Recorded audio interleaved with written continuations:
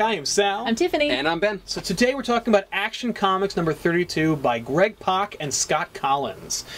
Another installment of the Doomsday arc that we covered in our episode Superman Doomed, number 1. You can check that episode out right here.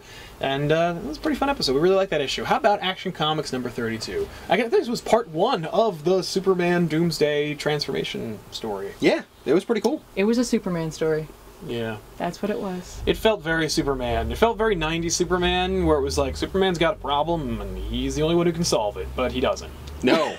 I was going to say, like, it's like a Superman story, but not a Superman story. Yeah. Because instead of him doing anything, he goes all introverted and emo and then does nothing. I really hope this is not a, like, thing in the future for Superman. That, like, he's just going to always be kind of an emo bitch about Like, everything. I have to think about things. Also, I've seen Superman go off into space before when he wants to be away from everyone. But no, not this time. And not this time. Well, this time I'm going to stick around. He doesn't want to run. Right, but this from time himself. he's physically killing the world. For me, like, in the same vein of what Marvel just completed with the Doc Ock Spider-Man, I was like, you're kind of going there, but you're not really going there at all, where you have a superhero who is now being consumed by, like, one of your great villains. It's true. That's a good point. I never really thought about it that way, but yeah, that's kind of what they're doing a little bit. He's going full Doomsday. Well, yeah, I mean, you never go full Doomsday. So, what'd you guys think of the art for Action Comics number 32? It didn't really stand out to me.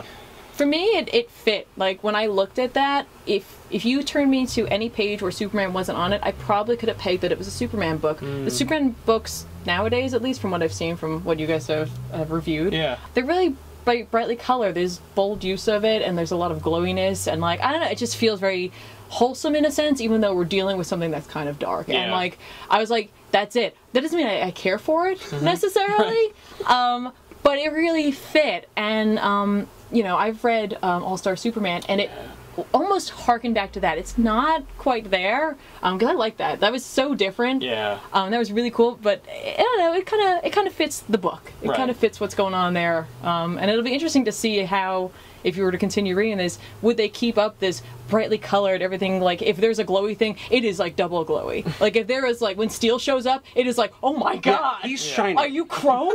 How about the writing? What do you guys think of Greg Pak's writing? He wrote Superman Doomed. I will say the dialogue was pretty good.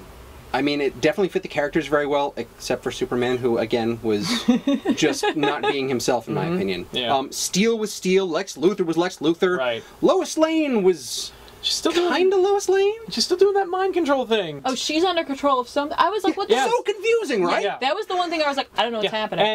And no page that says, like, oh, by the way, Lois Lane is under mind control. Nothing. The writing, you know, for me, jumping into this as though it were my first Action Comics, which it kind of was, they did a pretty good job of explaining things without, like, hitting me over the head with what was going on. I was like, I can piece this together. I kind of know what's going on here. Yeah. There was only a couple of moments in the dialogue where I was like, and it really was only one, and it's when Lana Lang is talking. Yeah. And, you know, she's talking to Wonder Woman, and it's okay, and all of a sudden she's like, so...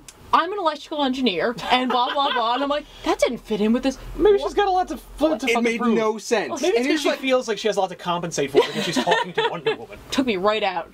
Yeah. My biggest problem with this is that they used kryptonite gas to attack Superman, and apparently it was then everywhere in the world in the skies, which made very little sense.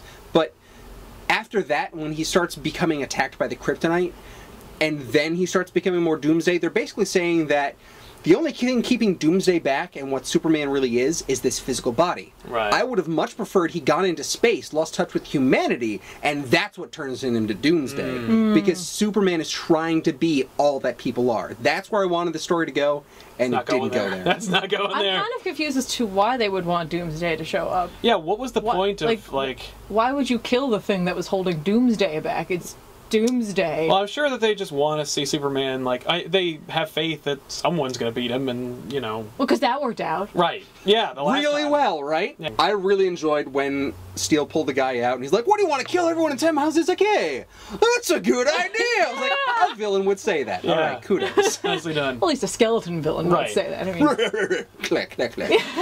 Overall, how would you guys rate Action Comics 32? I'd give it a 4.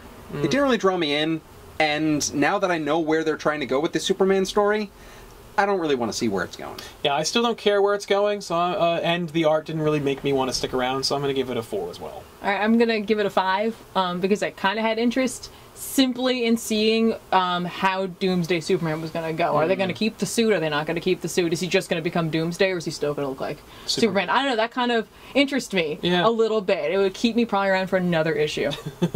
Well, there you go. Action Comics number 32 from Off the Rack. I want to thank you all for watching. Click the like button and subscribe to the channel if you haven't already. And visit us at littlehouseonline.com. You can also visit our friends over at comicsfix.com. They're the online Netflix of comic books. You pay one subscription, you get access to tons of great indie digital comics. Sal's got a few books up there. You should check them out. And if you want to see us live, come on over to the Garden State Comic Fest on August 23rd at the Morristown Hyatt. We will be there, and we will see you next time. Thanks a lot for watching, everybody.